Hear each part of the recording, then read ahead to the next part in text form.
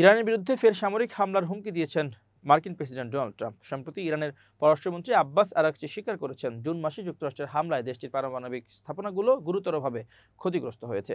তার এই মন্তব্যের পরপরই ট্রাম্প জানান, প্রয়োজনে ওয়াশিংটন আবারও একই ধরনের হামলা চালাবে। সোমবার রাতে নিজের ট্রুথ সোশ্যাল অ্যাকাউন্টে দেওয়া এক পোস্টে ট্রাম্প লেখেন, ইরানের পররাষ্ট্রমন্ত্রী স্বীকার করেছেন যে আমাদের হামলায় পারমাণবিক স্থাপনাগুলো ধ্বংস হয়ে গেছে। আমি শুরু থেকেই বলেছিলাম এটি অত্যন্ত সফল অভিযান ছিল। প্রয়োজন হলে আমরা আবারও সেটাই করব। এই প্রসঙ্গে ট্রাম্প সমালোচনা করেন সিএনএনেরও।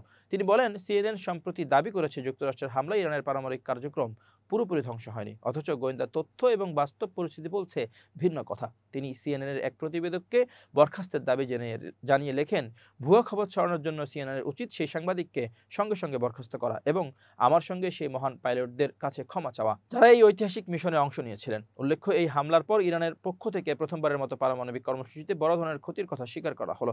ফক্স নিউজকে দেওয়া এক সাক্ষাৎকারে ইরানি পররাষ্ট্রমন্ত্রী আরাগচি বলেন, সমৃদ্ধকরণ কার্যক্রম আপাতত বন্ধ রাখা হয়েছে কারণ ক্ষতির পরিমাণ ছিল ব্যাপক, তবে আমরা এটি কখনোই স্থায়ীভাবে ত্যাগ করতে পারি না।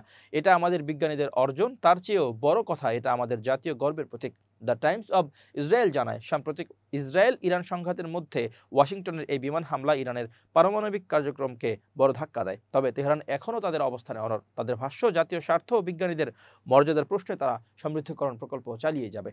এই উত্তেজনার প্রেক্ষাপটে মধ্যপ্রাচ্যে নতুন করে নিরাপত্তা উদ্বেগ বাড়ছে। পরিস্থিতি কোন দিকে মোড় নেয় সেটি এখন দেখার বিষয়।